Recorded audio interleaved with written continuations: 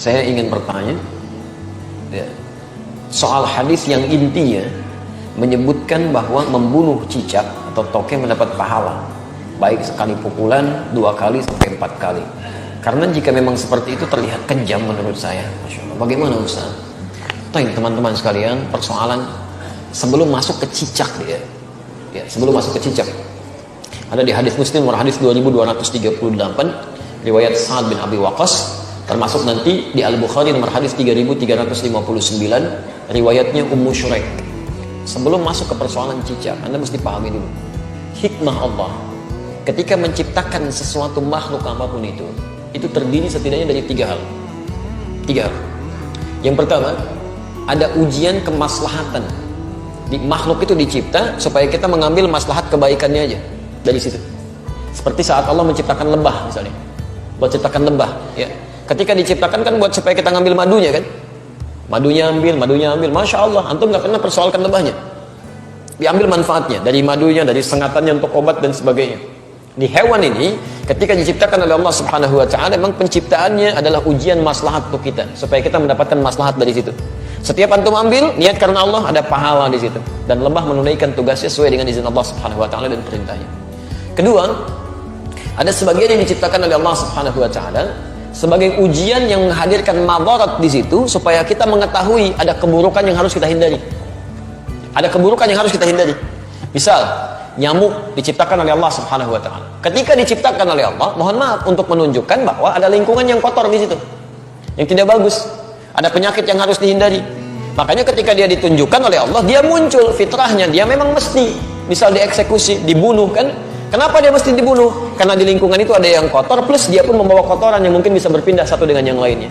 Di pelayanan kehidupannya, tasbihnya kepada Allah, memang khidmatnya untuk menunjukkan ada tanda yang kotor nih pada diri saya.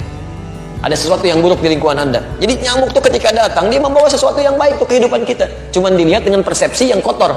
Ini ada ujian madarat maksud kita. Ya. Ini ada yang kotor, yang gak bagus. Kita bunuh nyamuk di situ, menghilangkan kotoran yang ada di dalamnya. Tapi diciptakan oleh Allah untuk menandakan ada sesuatu yang harus kita hindari untuk kebaikan kita. Makanya ketika Allah menciptakan nyamuk ataupun lalat, ya Masya Allah turun ayat di situ. Quran surah kedua Al-Baqarah ayat 26, posisi paling kanan dari tengah sampai dengan ke bawah. Innallaha la yastahi ay yadriba mathalan ma ba'udatan fama fawqaha. Allah itu enggak pernah punya rasa malu kalaupun harus membuat perumpamaan dengan menciptakan nyamuk, karena di balik itu pasti ada kebaikan maslahat untuk kita. Jadi kenapa antum enggak pernah tanyakan? Kenapa enggak tega membunuh nyamuk? Kenapa enggak mengatakan kejam membunuh nyamuk? Dia kan? Jadi persoalannya bukan bunuh atau tidak bunuh, itu ada ujian bagi kita yang menampilkan madarat di situ yang harus kita kemudian hilangkan. Kalau Allah enggak tampakkan, maka bahaya untuk kehidupan kita. Termasuk cicak. Cicak masuk pada ujian madarat di samping ujian keimanan. Ya, ada madarat. Bukankah ketika cicak datang menandakan bahwa banyak kotoran yang ada di situ? Ada bakteri E. coli yang dia bawa, ada kotoran-kotoran yang ada di sekitarnya. Yang dimakannya pun yang kotor juga. Apa makanan cicak? Nyamuk. Jadi ini menandakan bahwa ketika cicak hadir itu dia diciptakan oleh Allah, bukan diciptakan untuk dibunuh, diciptakan untuk menandakan ada madarat di sekitaran itu dengan kotoran-kotoran. Makanya diciptakan oleh Allah untuk menunjukkan dia ada yang kotor, ada yang gak bagus, termasuk dirinya sendiri. Maka Nabi menyampaikan riwayat Sa'ad bin Abi Waqqas, ya, qala anna Nabiy sallallahu alaihi wasallam, bahwa Nabi sallallahu alaihi wasallam amara qatlal waza', memerintahkan untuk membunuh cicak dan ada pahala di situ. Bunuhnya cicak itu seperti kita membunuh nyamuk, untuk menunjukkan ada kotoran-kotoran di situ yang hikmahnya harus kita jauhkan. Memang diciptakan dia untuk menunjukkan itu, nah harus dibunuh dia. Harus dibunuh. Ketika Anda bunuh itu bukan cuma ada pahala di situ, tapi menghilangkan keburukan-keburukan yang mungkin muncul. Termasuk di situ mengusir keadaan-keadaan jin, karena jin senang di tempat yang kotor. Makanya saya bisa katakan kalau ada cicak tuh beberapa tempat, itu jin biasanya ada juga di situ. Karena senang di tempat-tempat yang kotor. Ya, senang di tempat-tempat yang kotor. Jelas di sini? Wasanna bi fuwaisiqa, dan Nabi menyebutnya dengan hewan fasik kecil. Hewan fasik kecil. Selain membawa kotoran, dia pernah juga meniup-niup api yang sedang membakar Nabi Ibrahim supaya semakin menyala. Ya, diharapkan menjadi dingin dan teduh, ini malah ditiup-tiup oleh hewan ini. Makanya ketika Anda membunuhnya, bukan cuma menghilangkan kotoran, tapi plus ada pahala di situ. Pahalanya di situ dengan sekali pukul ada 100 kebaikan, kan? Berdasarkan hadis riwayat Al-Bukhari dari Ummu Syuraik nomor hadis 3359. Dan terbunuhnya cicak itu menghadirkan bagusnya kebaikan-kebaikan dengan menghilangkan kotoran yang ada di dalamnya. Jelas di sini? Di antum pahami dulu ini hikmahnya. Kalau nggak paham hikmahnya, Masya Allah nanti muncul macam-macam.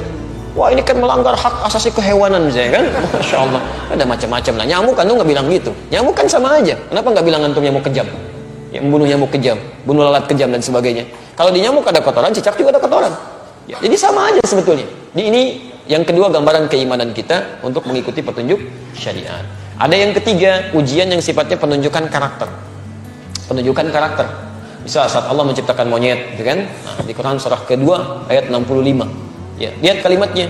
Monyet diciptakan untuk menunjukkan karakter yang muncul pada masyarakat Yahudi. Ya, lihat. Wa qul nakunu qiradatan khasiin. Ya, kami katakan, jadilah kalian kera-kera yang dihinakan. Kera-kera yang dihinakan. Kenapa Yahudi dikutuk menjadi kera? Kami pernah punya kajian tafsir di Tripoli. Saya mintakan murid-murid kami pada saat itu untuk praktek langsung di kebun binatang. Dan kita pernah ujikan juga di sini dengan sebagian teman-teman di Kiai. Jadi kita praktek tafsir ke kebun binatang, dibagi kelompok, keluarkan semua ayat-ayat di Quran yang terdapat kata binatang di situ. Ada monyet, ada misalnya unta, ada gajah, ada macam-macam. Terus kita bikin kelompok. Ini kelompok unta, kelompok gajah, kelompok monyet, macam-macam. Analisis. Apa keistimewaan dan keunikan hewan-hewan ini? Dan presentasikan. Saya langsung saja, begitu ada kelompok monyet presentasi, dia sampaikan, Ustaz, ketika kami lemparkan kera itu dengan satu makanan, dia tangkap dengan tangan kanannya begini. Kemudian kami lempar lagi, dia tangkap dengan kirinya begini. Lempar lagi, tangkap dengan kakinya dia begini. Lempar lagi kaki yang satunya lagi. Begitu ada kawanan lain masuk ke situ, dia akan usir, nggak boleh. Tapi kalau dia sudah nggak suka dengan makanan dia akan datang ke tempat yang lain, dia obrak-abrik tempat itu tuh. Mirip kejadian dengan yang sekarang itu. Ya, dia ambil ini, ambil itu, monopoli ini, monopoli itu, bikin orang lain bangkrut, macam-macam dan sebagainya. Begitu sudah nggak suka masuk ke satu tempat, yang di situ suruh keluar semua. Sama kan, menunjukkan karakter. Menunjukkan satu karakter. Makanya ketika antum keluarkan di Quran tuh nggak mungkin, nggak ada yang kosong dari faidah. Pasti ada kebaikan-kebaikan yang mungkin bisa kita dapatkan. Ya, sama semua yang di laut, yang di atas itu semua bertasbih pada Allah Subhanahu Wa Taala. Hewan yang di darat, hewan yang di laut, ikan. Sebutkan jenis-jenis ikan, ya kan? Masya Allah, ikannya banyak tuh. Kita bisa sebutkan sedikit. Kenapa antum senyum? Macam-macam ya. Cuma aneh-aneh aja. Jangan ingat yang nggak betul lah ya. Kasihan anak itu. Namanya Ahsan. Orang Semarang itu punya masalah dia ya, punya masalah di lisannya. Jangan dicela, kasihan. Ya, punya masalah di lisannya, kita harus doakan pada Allah Subhanahu Wa Taala. Dan kalau menemukan kesalahan dalam sesuatu hal, untuk anak khususnya dalam pendidikan di Quran, di Sunnah, itu jangan minta diulang. Jelaskan kesalahannya. Man ra'a minkum munkaran falyughayyir bi yadihi aw bi lisanihi. Jadi kalau anak salah misalnya, coba sebutkan jenis-jenis nama ikan paus. Bukan ya, itu bukan paus. Kalau kamu sebutkan paus, itu tuh paus tuh paus kan? Ikan tuh harusnya paus. Paus. Ketika sampaikan bukan paus ya, paus. Maka dia mulai berkata, oh iya, paus. Langsung benarkan. Ya jangan minta diulang. Ulangi.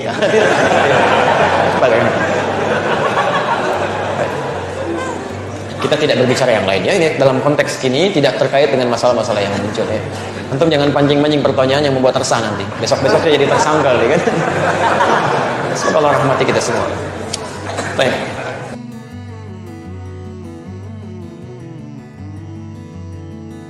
Orang-orang terbaik dari kalangan orang yang beriman. Nah, ini kaidah dasar. Jadi mencari teman baik untuk teman hidup di rumah tangga, teman sejawat dalam pekerjaan, teman dalam dunia pengetahuan, entah itu teman di sekolah, teman di perkuliahan, maka yang terbaik ukurannya disampaikan oleh Al-Quran. Ukuran pertama iman, ya, karena iman itu nanti akan menjaga dalam setiap keadaan. Ada yang berteman karena jabatan, ada yang berteman karena harta, ada yang berteman karena ilmu. Karena salah satunya luntur maka jadi persoalan. Okay? Tapi berteman karena iman, maka tidak ada batas dalam keimanan itu yang menyekat nilai persahabatan yang dimaksudkan. Jikapun kemudian wafat keduanya, maka boleh jadi Allah akan perkenankan untuk menyatukan mereka karena keimanannya di alam yang berbeda dengan suasana yang lebih abadi dan tidak terpisahkan. Baik, kemudian sholat yang iman itu bisa dilihat. Bagaimana kita bisa melihat orang imannya bagus? Cek dalam sholatnya. Apalagi jika dia sudah bisa meningkatkan kualitas dan kuantitas sholatnya. Sholatnya bagus, bilangan rakaatnya mulai bertambah dari fardu ke sunnah, maka ini kualifikasi yang lebih baik. Kemudian jika mulai dia sudah bisa berbagi, ya, dia bisa infak, dia bisa berbagi, dia bisa punya banyak perhatian dalam nilai kebaikan, ini meningkat lagi levelnya. Kalau bisa terkumpul ketiganya ini lebih utama. dia beriman, rajin sholat, gemar berbagi, kemudian orientasinya itu selalu dekat dengan petunjuk Al-Quran. Ya, dia senang baca Quran, senang mengamalkan isinya, senang tilawah. Ini lebih hebat lagi.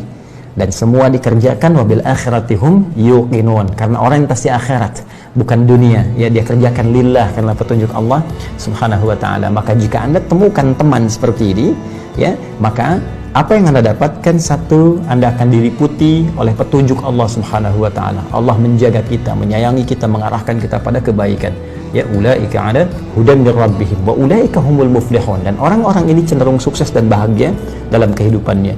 Ini sudah dibuktikan lewat sejarah seperti pernah saya uraikan.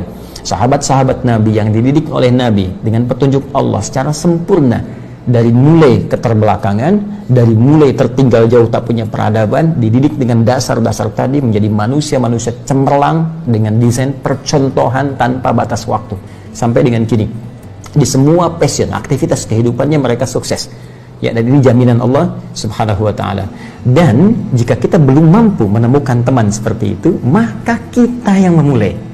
Nah, ini prinsipnya. Jadi kembalikan kepada kita yang memulai. Mulai saat ini, kuatkan iman kita, dekati Allah Subhanahu wa taala, mulai tingkatkan sholat kita, mulai punya anggaran untuk berbagi dengan niat apa? Niat mendapatkan ridha Allah, seperti tadi dikatakan, ya. Nah, maka kalau di rumah misalnya suami sudah mulai seperti itu, istri juga demikian, anak juga dikondisikan seperti itu, maka Masya Allah akan tercipta sebuah suasana dan perbedaan tersendiri yang memancar, ya, cahayanya dari kedalaman rumah, ya. Itu sangat luar biasa.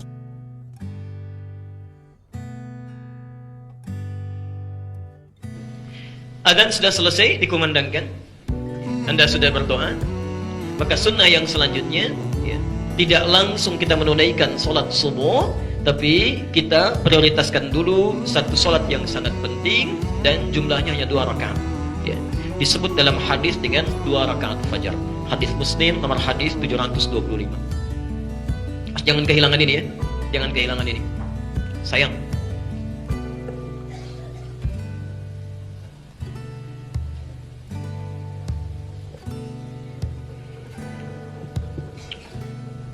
$5 miliar, Masya Allah, banyak tidak? Banyak. Yang kedua, dunia dan seisinya, Masya Allah. 5 miliar sudah ditumpuk di koper, disimpan di hadapan kita. Diberikan pilihan kepada kita, pilih mana? Pilih 5 miliar atau dunia dan seisinya. Saya malah, kenapa pesimis begitu? Iya. Ada yang bilang masa nih. Jadi saya ulang, ya. 5 miliar sudah dikoper, ditumpuk-tumpuk gitu, ya, siap disimpan. Terus diberikan pilihan, pilih mana? 5 miliar atau dunia dan seisinya. Yang 5 miliar angkat tangan. Dunia dan seisinya. Baik. Secara logika, kalau ada orang memilih ini, saya tidak tahu kata apa yang paling tepat untuk mengungkapkan, ya. Tapi orang ini, ya, bahasa lembutnya salah pilih. Salah pilih. Ya, kalau dunia dan seisinya berarti lebih dari segalanya, kan? Ya, lebih daripada ini. Ya, Ustadz bisa nggak dapat 5 miliar plus dunia dan seisinya, misal? Nah, itu maksa, ya. Anda udah dikasih ini, berarti sudah dapat ini. Ya. Masya Allah. Nah, Nabi menawarkan, jika Anda bisa menunaikan sholat 2 rakaat fajar sebelum subuh itu, yang sudah kita ketahui hadisnya, Masya Allah, itu sudah disiapkan dunia dan seisinya. Disiapkan dunia dan seisinya. Dan disebut bukan cuma dunia dan seisinya, lebih baik daripada dunia dan seisinya. Raka'atul fajri, 2 rakaat yang Anda tunaikan mengiringi sholat subuh itu, 2 rakaat fajar, khairun, lebih baik minad dunya wa ma fiha, daripada dunia dan seisinya. Lebih baik.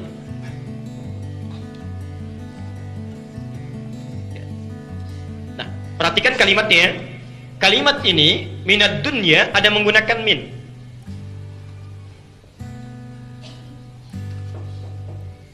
Ada kata minnya.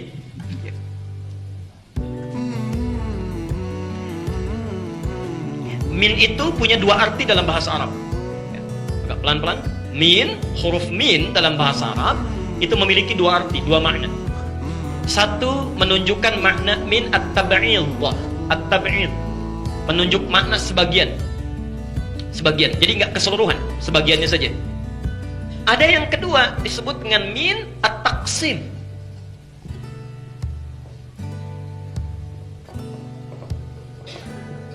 Bimakna al-muqaranah. Perbandingan. Perbandingan pada yang lebih baik. Pada yang lebih baik. Pelan-pelan. Misal, hadha an-naqal afdal min hadha. Pakai min. Hadha an-naqal, handphone yang ini afdal, lebih bagus min hadha, dari yang ini. Ya. Jadi ketika Anda menggunakan kalimat min pada dua ini, ya dua handphone ini, Anda sedang memperbandingkan sesuatu yang lebih baik. Masya Allah. Kalau tadi kita bandingkan, Anda misalnya jangankan 5 miliar, Anda inginkan dunia dan seisinya, ada yang lebih bagus dibandingkan dunia dan seisinya. Jadi kalaupun Anda dapatkan dunia dan seisinya seluruhnya, itu masih tidak sebanding dengan amalan ini. 2 rakaat fajar. 2 rakaat fajar.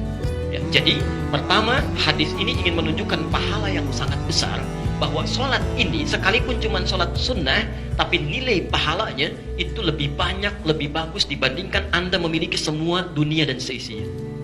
Wah. Anda yang punya misalnya zakat permai saja segini punya Anda misalnya, bisa pakai nggak? Silahkan tuh, mobil sedunia punya Anda, mobilnya aja tuh, bisa pakai nggak? Capek itu hidupnya, capek ya. Jadi buat apa nyari-nyari dunia? Kumpulkan, sudah dikumpulkan meninggal, nggak dibawa lagi. Ya, Masya Allah, kumpulkan, pengen beli handphone, begitu dapat, Allah sudah kasih fungsi handphone untuk nelpon, ya sampaikan kabar, ketik SMS, pengen yang hebat, nabung, begitu dapat 5 juta mau beli handphone di jalan meninggal dunia, belum dipakai lagi. Ya, Allah. Nah, Anda lakukan satu amalan ini lebih baik daripada. Jadi ini ingin menerangkan satu pahala.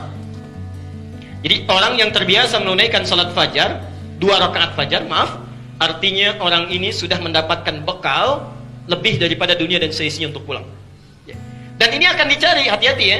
Nanti saat hisab, insya Allah kita saksikan bersama, saat hisab di akhirat nanti, yang pertama dihisab amalan fardu, salat dulu. Kalau yang wajib sudah selesai, Anda kurang amalan, itu nanti akan dicari yang sunnah. Dicari yang sunnah. Nah, peluang ibadah sunnah terbaik yang banyak pahalanya, diantaranya ini. Ya. Jadi kalau Anda tidak pernah tertinggal salat fajar, itu sekali salat fajar lebih baik daripada dunia dan seisinya. 2 kali lebih baik daripada dunia dan seisinya. Ketika Anda diwafatkan, hilang amal wajibnya, fardunya selesai, dihisab tuntas kurang amalan, maka ini akan memberatkan mizan. Berat. Amalan sunnah lain barangkali sedikit naiknya. Begitu ini, Allah. Ya. Tingginya luar biasa. Jelas di sini? Jadi mohon maaf kalau besok dikasih kesempatan bangun, karena itu tidak tiap hari. Tidak tiap hari, itu bergantung saat hidupnya kita. Ya, jadi besok Anda masih hidup, dapat. Besoknya belum tentu. Ya. Jadi begitu Anda punya kesempatan dibangunkan oleh Allah, segera rencanakan. Tidak boleh ketinggalan sholat 2 rakaat fajar. Jelas sampai sini?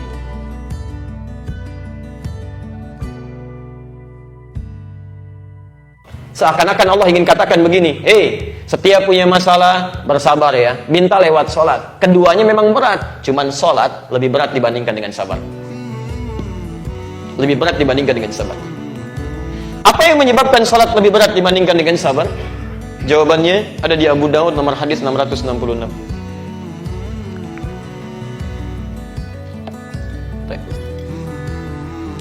Sabar, seberat apapun, itu masih memungkinkan kita untuk mengingat hal yang terkait dengan aktivitas kita. Anda punya masalah, masih ingat makan, kan? Masya Allah, masih ingat minum, masih ingat orang-orang sekitaran kita, masih menghadirkan ingatan yang cukup kuat.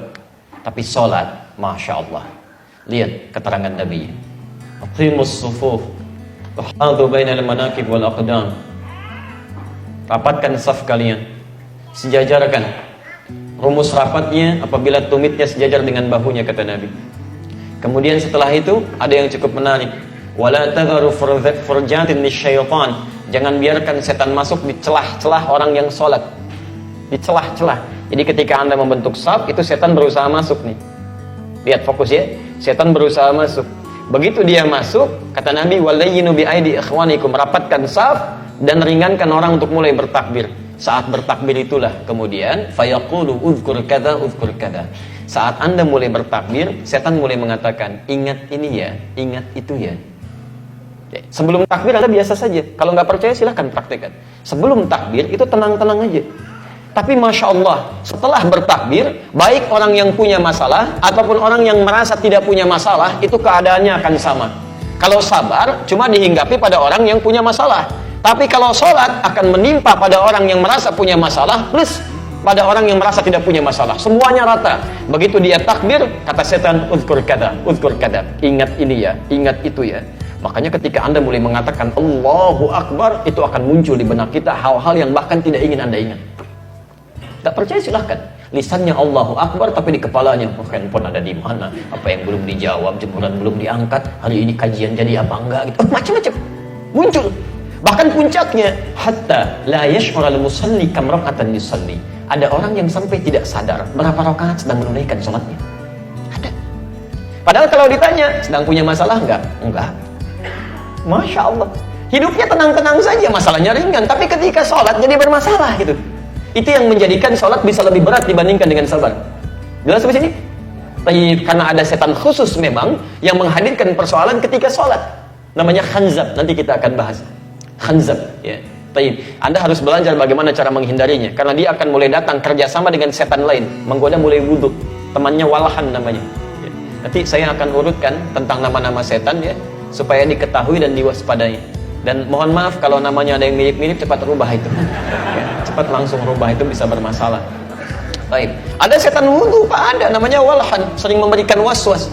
Ya, silakan, pasti terjadi itu. Tidak sedikit orang habis wudhu suka waswas. Saya batal enggak? Kan ada apa enggak? Masih punya wudhu atau enggak? Itu Walhan tuh. Jadi sholat itu jangankan saat dimulai, sebelum sholat setannya udah datang. Sabar tidak, baru ada musibah baru dia datang. Jelas di sini?